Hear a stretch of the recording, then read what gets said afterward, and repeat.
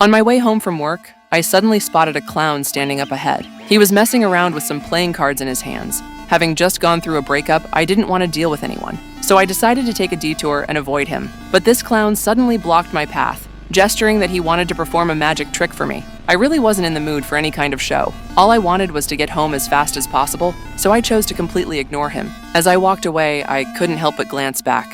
That clown was still standing in the same spot, but then something weird happened. When I reached the intersection, that same clown appeared right in front of me again. Now I was genuinely freaked out. I frantically looked back at the path I'd just taken, wondering if I was having some kind of hallucination today. I quickly ran toward a convenience store on the side of the road, trying to escape this strange clown. After rushing inside, I noticed he was still outside, showing no signs of leaving. After seeing that I hadn't come out for a long time, the clown finally left to go find his next target. The next day, when I passed by that same route home again, I ran into that clown once more. This time I didn't choose to run away. I decided to watch his so-called amazing magic trick. He happily gave me a deep bow, then began his performance. He had me randomly pick a card from a deck, remember the number, then put it back. Next, he shuffled the cards, made some weird gesture, and the card I had just drawn magically appeared before my eyes. Watching this boring trick, I felt pretty disappointed and turned to leave. But when I looked back,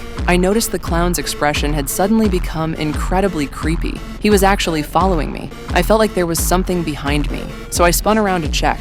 This scared the living daylights out of me. The wine bottle in my hand crashed to the ground and shattered. Then something even more terrifying happened. The clown calmly picked up the glass shards from the ground and slashed them hard across his own neck. I was so scared my legs went weak. Before I could even process what had happened, the clown stood back up like nothing had occurred at all. At that moment, I realized he was some kind of monster. Terrified, I hid in that same convenience store from yesterday and called the police. However, just as I was telling the officer about all the horrifying things that had just happened, that clown suddenly appeared right behind the cop.